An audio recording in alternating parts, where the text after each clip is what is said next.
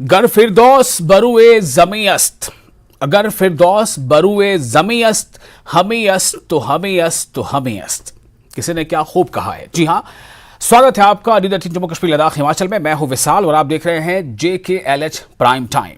और आज JKLH prime time में बात इसी पर होगी कि किस तरह से जम्मू कश्मीर में एक बार फिर दुनिया की निगाहें उसकी खूबसूरती को निहारने के लिए बिल्कुल तैयार है। न सिर्फ तैयार है बल्कि दुनिया के लोग और देश और दुनिया के लोग अब जम्मू कश्मीर में बड़ी संख्या में एज सयाह या टूरिस्ट या पर्यटक आ रहे हैं।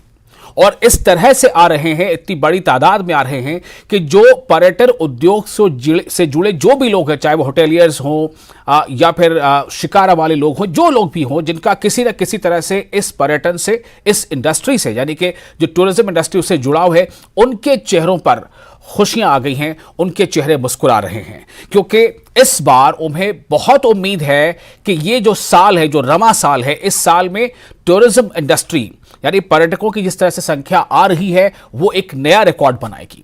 और ये सब कुछ हो रहा है उन तमाम चीजों के पस मंजर में, चाहे वो हालिया G20 हो या उससे पहले जो 2019 के बाद के जो हालात हैं, जिस तरह से तेजी से कोशिश ये हुई है कि अमन को बहाल किया जाए, शांति को बहाल किया जाए और विकास को रफ्तार दिया जाए। तो आज हम इसी पर खास तौर से चर्चा करेंगे कि कितने बदल गए हैं हालात और क्या कुछ अभी करना और बाकी है, कितनी तेजी इसमें और आ सकती है और क्या वाकई ये जो रमा साल है ये टूरिज्म इंडस्ट्री से जुड़े लोगों के लिए और पर्यटकों की संख्या के एतबार से उन हिसाब से क्या एक नया रिकॉर्ड बनने जा रहा है।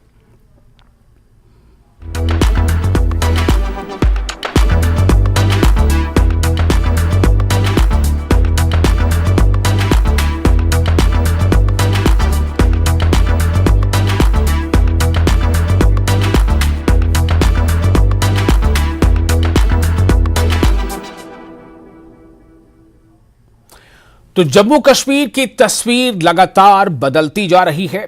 जम्मू कश्मीर के जो नज़ारे हैं, जो खूबसूरत नज़ारे हैं, उनमें लगातार नए नए रंग जुड़ते जा रहे हैं, उसमें रंग भरता जा रहा है या यूं कह लें कि उसका रंग निखरता जा रहा है।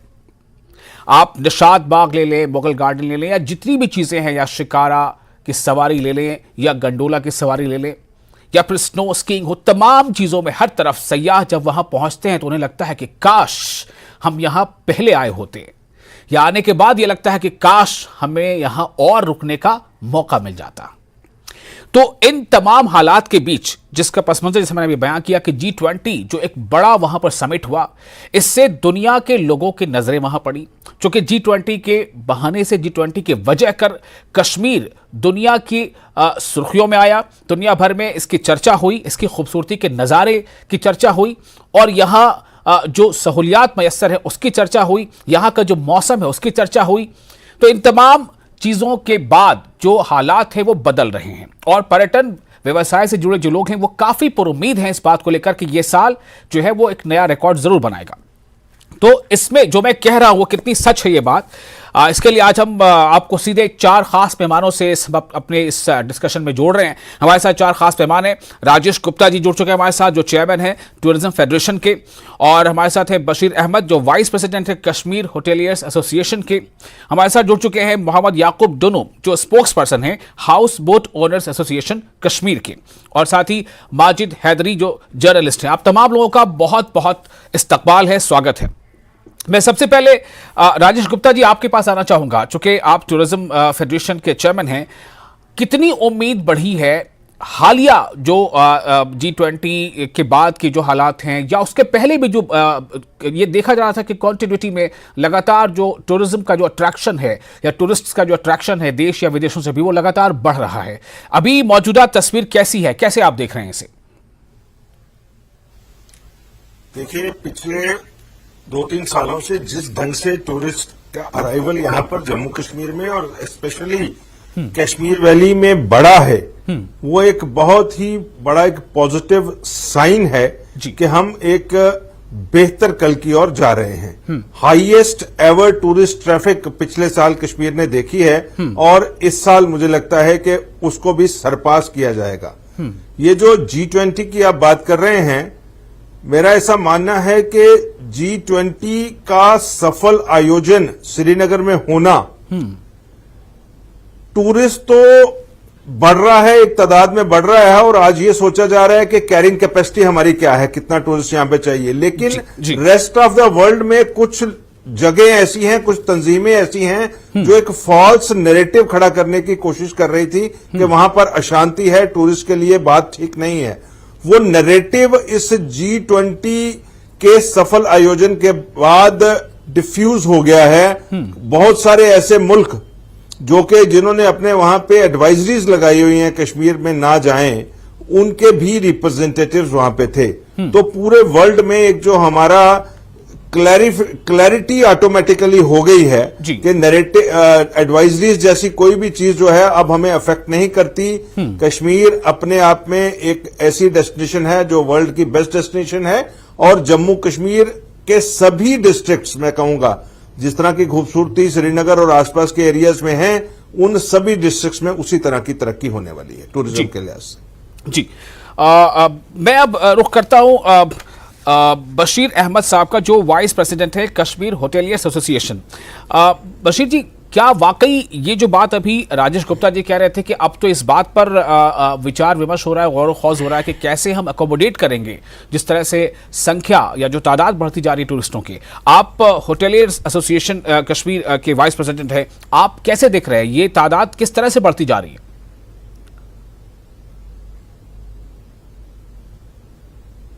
गुप्ता साहब ने बिल्कुल सही कहा जी। टूरिज्म बहुत बढ़ रहा है, इसमें शक नहीं है। 2 सालों से इधर टूरिज्म बढ़ रहा है, इस साल बहुत ही ज्यादा बढ़ रहा है जी। और हमारे पास कश्मीर में अभी मुझे लग रहा है इतना इंफ्रास्ट्रक्चर भी नहीं है जिस अंदाज से टूरिज्म बढ़ रहा है। बहुत काम करना पड़ेगा जी, तभी हम टूरिज्म को केटर कर सकते हैं। अगर हम ऐसे रहेंगे ना कि चुप करके रहेंगे, अभी ये चैलेंज है हमारे लिए जी। अगर हम अभी इसको सही नहीं करेंगे, क्योंकि हमारा इंफ्रास्ट्रक्चर इतना नहीं है, हमारी कुछ सड़कें हैं, बाकी सड़कें जाम हो रही है। टूरिस्ट को एक जगह जाने से के लिए मतलब कम से कम जो सफर 2 घंटे में होता है वो 6 घंटे भी लगते हैं, 8 घंटे भी लगते हैं। सपोज अभी अगर आप निशात जाएंगे जी, निशात जाने के लिए जो 15 मिनट का रास्ता है, हाँ। उसमें आपको कम से कम आधा घंटा, 2 घंटा, 1 घंटा डिपेंड करता है किस टाइम जाएंगे जी। और ये उसमें शक ही नहीं है कि टूरिज्म इतना बढ़ रहा है, लोगों के लिए बहुत खुशी है।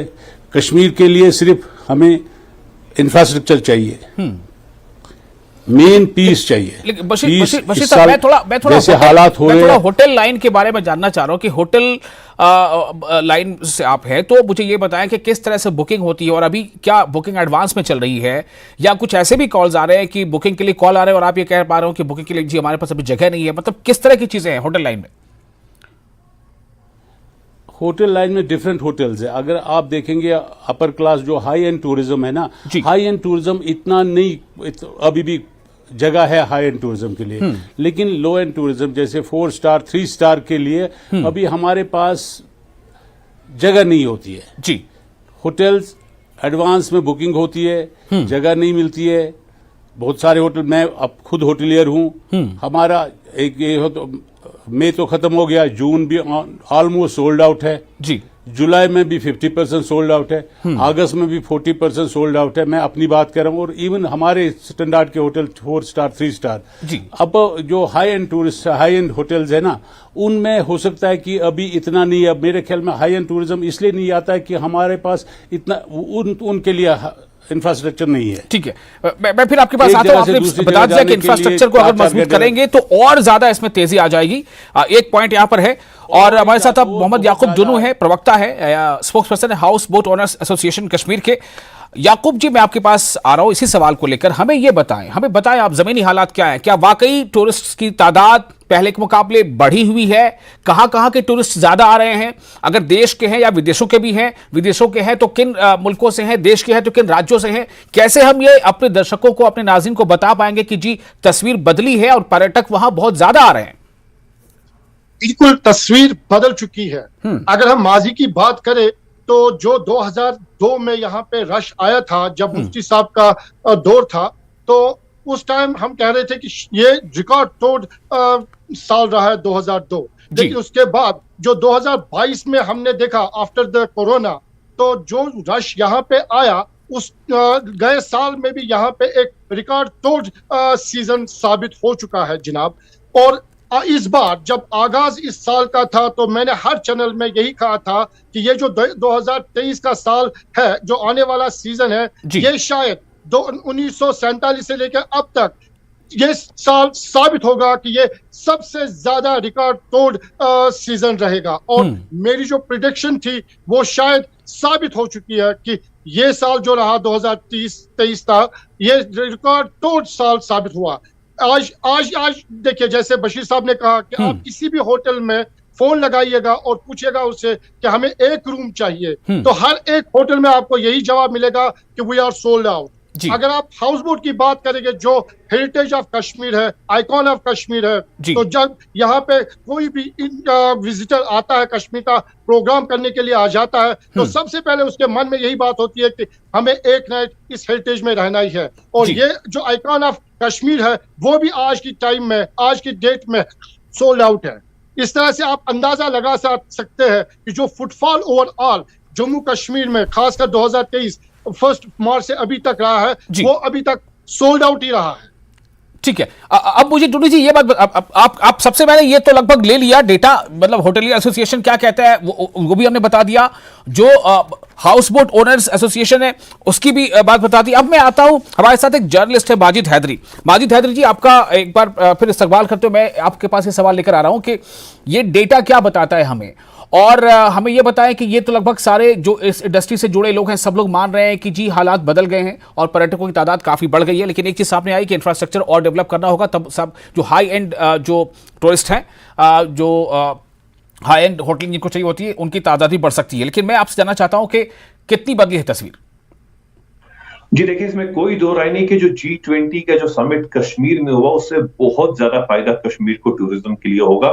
लेकिन यहाँ पे हमें डबल इंजन की सरकार का मामला समझना होगा। डबल इंजन जम्मू कश्मीर के लिए क्या है? एक इंजन वो है जो दिल्ली से चलता है, जिस इंजन ने यहाँ G20 कराया, जिसे हम मोदी शाह भी कहते हैं, और उसी में सिक्योरिटी, क्योंकि जम्मू कश्मीर पुलिस जो है वो सीधा होम मिनिस्ट्री के अंडर आती है।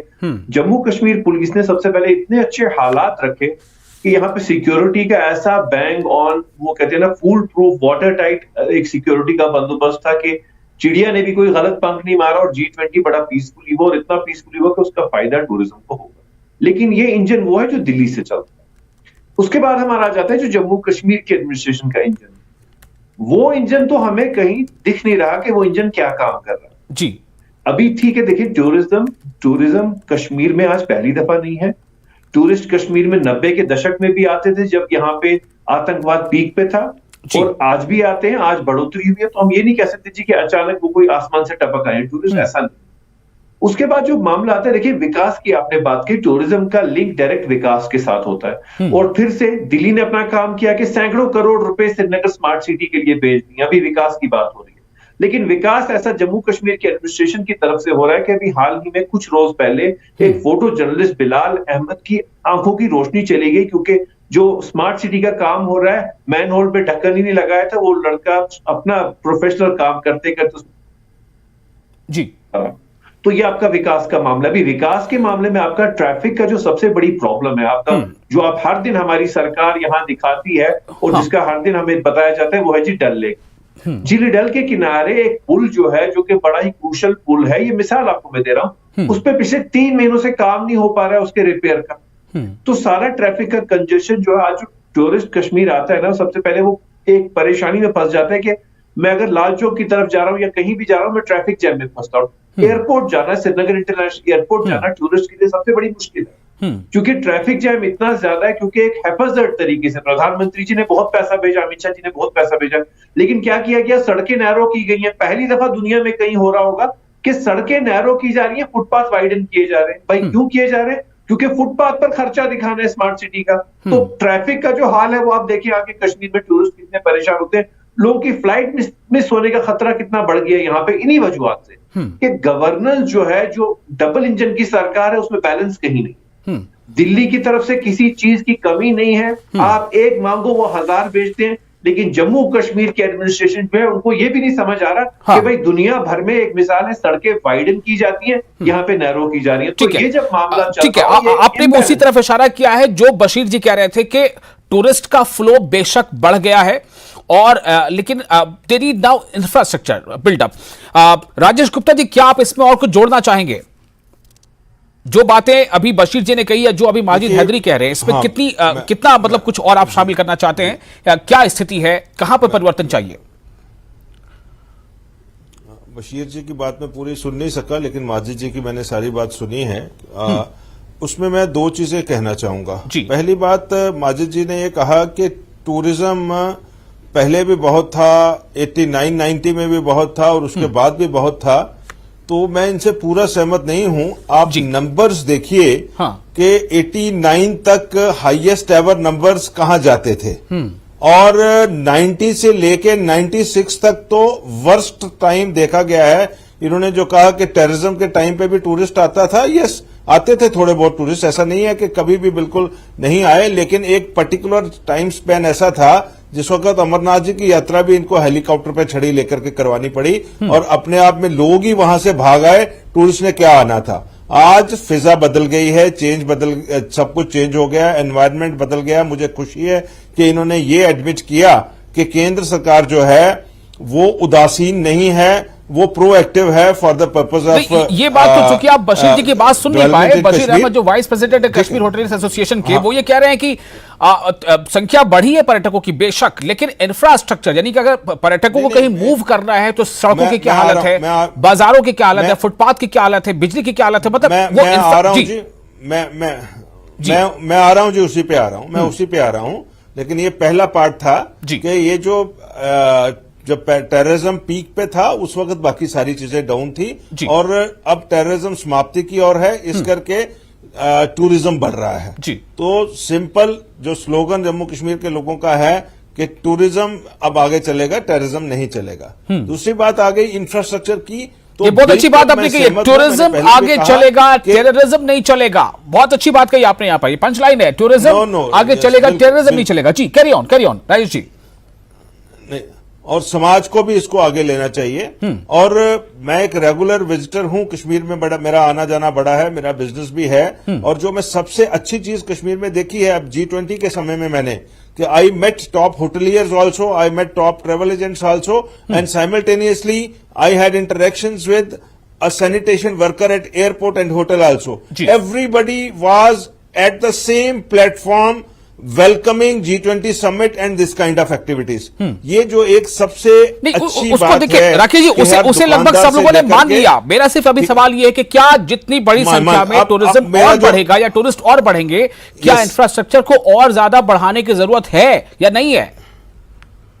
बिल्कुल बिल्कुल बिल्कुल बिल्कुल। मैं उस पर कुछ चीजों पे जहां मैं नहीं सहमत, मैंने बताया। माजिद हैदरी जी की एक बात से मैं बिल्कुल सहमत हूं कि केंद्र से जो पैसा आ रहा है उसका जुडिशियस यूसेज होना चाहिए यहां पर, कि वो पैसा कहां पर लगे और वो यहां के स्थानीय प्रशासन को, स्मार्ट सिटी को या जो एजेंसीज इस पे काम कर रही हैं कि वाकई वो जो पैसा है वो किस तरह से जुडिशियली स्पेंड किया जाए ताकि वो इंफ्रास्ट्रक्चर की सही यूटिलिटी में आ जाए। जैसा कि इन्होंने कहा कि सड़कें, फुटपाथ बड़ा करने के लिए सड़कें छोटी ना की जाएं, उसका कोई ऑल्टरनेटिव देखा जाए। ये नहीं है कि सिर्फ फुटपाथ बनाने हैं, सड़कें भी चौड़ी करनी है। दूसरा ये है तो ये क्या बताता है राकेश जी, ये क्या बताता है? अगर फुटपाथ चौड़ा करने के लिए सड़कें नैरो की जा रही है, इसका मतलब क्या है? प्रॉपर मतलब कि इस पे फार साइटेडर्स नहीं है, इससे प्रॉपर प्लानिंग नहीं है।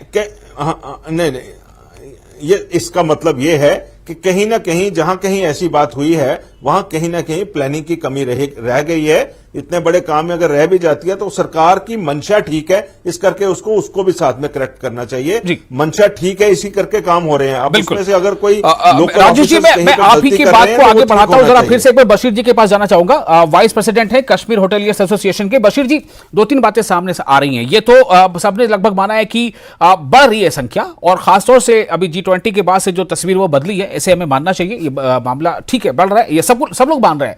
लेकिन सवाल अब ये है कि क्या अगर हम मेहमान ज्यादा बुलाते हैं तो जाहिर है कि हम दस्तरखान भी बड़ा लगाते हैं, हम कुर्सियां भी ज्यादा मंगवाते हैं, हम लाइटें भी ज्यादा मंगवाते हैं, हम गिलास प्लेटें भी ज्यादा मंगवाते हैं। तो क्या जितनी संख्या में हमारे मेहमान या टूरिस्ट आ रहे हैं, क्या इंफ्रास्ट्रक्चर उतना बढ़ गया है या जरूरत है अभी? बशीर जी, क्या क्या जरूरत है? मैं पहले भी कह रहा था कि अभी भी कह रहा हूं, हम इतने बड़े वॉल्यूम के लिए अभी तैयार नहीं है। सरकार को वार फुटिंग पे काम करना है, तभी हम कैटर कर सकते हैं इन इतने बड़ी डूम को, नहीं तो नहीं कर सकते। हैदरी साहब भी बिल्कुल सही बोल रहे हैं। हाँ। हमारा इधर ट्रैफिक का सत्यानाश हो गया है। अब टूरिज्म के लिए जो चाहिए कि जितना टूरिज्म बढ़ रहा है, अब हमारी फ्लाइटें देखो, दिल्ली से जो कश्मीर आना चाहता है 20 हजार की टिकट है, और इसी पैसे में वो सिंगापुर जा सकता है। शुक्र है अल्लाह का, तब भी वो यहां आते हैं, इतना पैसा दे के भी आते हैं, लेकिन तब भी हमारे पास कुछ है ही नहीं, हमारे पास इंफ्रास्ट्रक्चर नहीं है। और होटलियर्स जो है उनको भी अपनी प्रॉब्लम है, उनकी समस्या है। हमको इंडस्ट्री डिक्लेयर किया होटलियर्स को, लेकिन जो फैसिलिटी इंडस्ट्रीज को देते हैं वो नहीं देते हैं। हमारे बिजली का बिलें, वो तो बिजली में कोई कटौती भी है, लेकिन बिलें बहुत सारी है, उसमें हमारा इंडस्ट्री का जो फैसिलिटी इंडस्ट्री में है वो नहीं देते हमको। हर 50 हमारे एनओसी लेनी पड़ती है, इधर जाओ उधर जाओ। अब शुक्र है अल्लाह का, अब हमारे सेक्रेटरी साहब जो अभी आए हैं, डायनेमिक पर्सन है, उसने इस तरीके से क्लास ले ली टूरिज्म डिपार्टमेंट की। नहीं जी, आप ऐसा क्या कर रहे हो, टूरिज्म को हम फैसिलिटेटर है, हम परेशान नहीं करेंगे। जो टूरिज्म में है, होटलियर्स है, हाउस बोट ऑनर्स है, हमारी रजिस्ट्रेशन होती है, उसके लिए हमें इतना टाइम खींचना पड़ता है, ये इधर से एनओसी लाओ, उधर से एनओसी लाओ, इधर से एनओसी लाओ। जो काम करना है अभी तो वही, अभी हमें वार फुटिंग पे ये काम करना चाहिए कि हमें अभी देखना है कि टूरिस्ट जो हमारे मेहमान आएंगे वो अच्छा देख के यहां से जाए। ऐसे नहीं कि जब वो इतने लोग आएंगे फिर हमारी परेशानी होगी, बोलेंगे नहीं जी उधर ये नहीं है, वो नहीं है, वो नहीं है। अब सबसे बड़ी समस्या मैं कह रहा हूं कि होटलियर अपने हिसाब से सब कुछ ठीक कर रहा है, अगर जगह नहीं होगी तो घर में लेता है, कुछ करेगा, किसी न किसी तरीके से एडजस्ट करता है। क्योंकि अब जब जगह नहीं होगी, एक टाइम था 2000, मैं आपको 2009 की बात कर रहा हूं, 2009 में भी ऐसी सिचुएशन आ गई, तो उस टाइम हमारे जो चीफ मिनिस्टर उस टाइम के थे, उसने कहा कि मकानों को गेस्ट हाउस बनाओ, टूरिस्ट को आने दो। अब वही सिचुएशन हमारी आई। अब टूरिज्म यहां कहते हैं कि ये होम स्टेज बनाओ, वो बना रहे हैं, उसके लिए हम करें, अच्छे घर बन रहे हैं जो 5 स्टार फैसिलिटी होम स्टे में। इसी सवाल को लेकर मोहम्मद याकूब जी के पास फिर से जाना चाहूंगा। प्रवक्ता है हाउस बोट ओनर्स एसोसिएशन के। हाउस बोट ओनर्स इसको किस तरह से देख रहा है? क्या क्या आपको ऐसी निशानियां मिलती हैं जिससे आपको यह लगता है कि शायद इस साल नया रिकॉर्ड बनेगा सयाहों का? देखिए जनाब, मैंने पहले ही ये अर्ज की कि इस बार जो 2023 का साल है वो रिकॉर्ड तोड़ साल साबित हो चुका है, इसमें कोई दोहराई की बात नहीं है।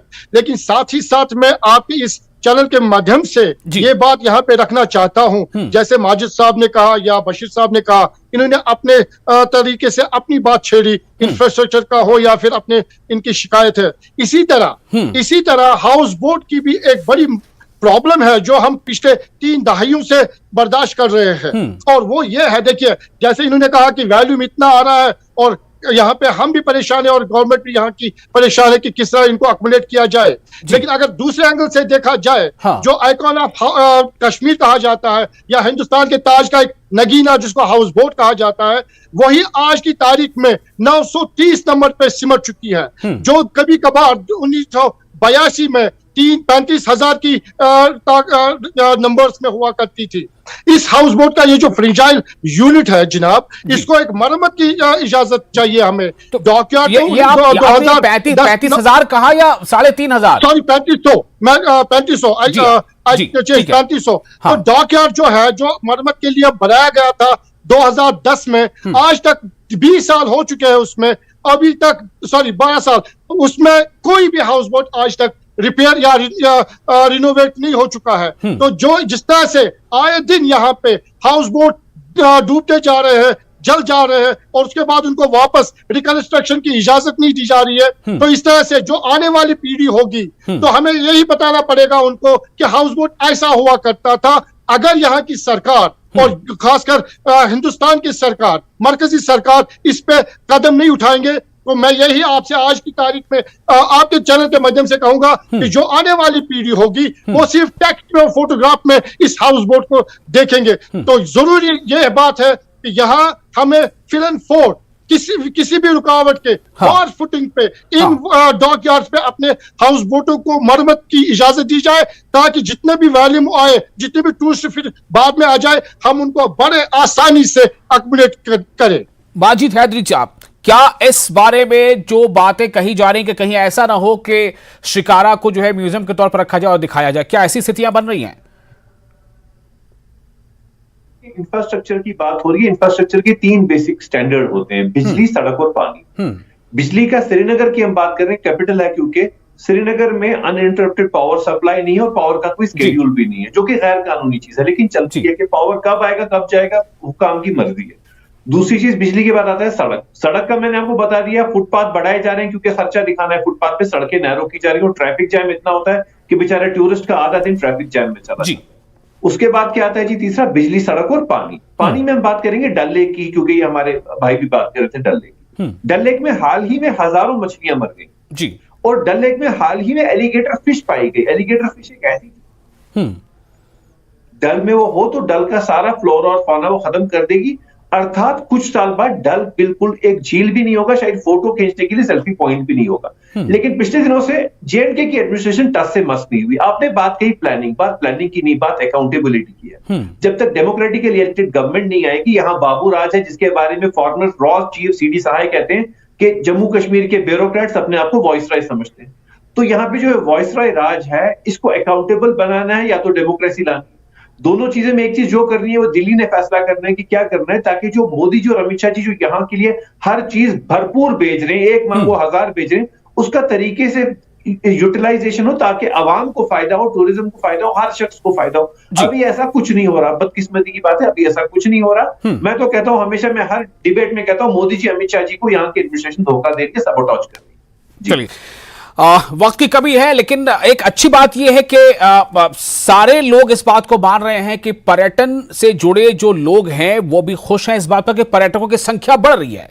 लेकिन हाँ, कुछ जरूरी चीजें हैं जिसमें वो कदम आगे बढ़ाना पड़ेगा। प्लानिंग के साथ इंफ्रास्ट्रक्चर डेवलपमेंट बहुत जरूरी है, और खासतौर से जो एग्जाम्पल अभी दिया उन्होंने कि ताज का नगीना यानी कि शिकारा, अगर वो जो है और बेहतर उसका रख रखाव का इंतजाम या उसकी जो एक लाइफ है वो बेहतर हो जाए, उसको और सुसज्जित कर दिया जाए, तो मुझे लगता है कि रिकॉर्ड पर रिकॉर्ड बनते चले जाएंगे, जैसा कि तमाम देश के लोग चाहते हैं। बहुत शुक्रिया तमाम लोगों का इस खास विषय पर अपनी बात रखने के लिए। आदाब।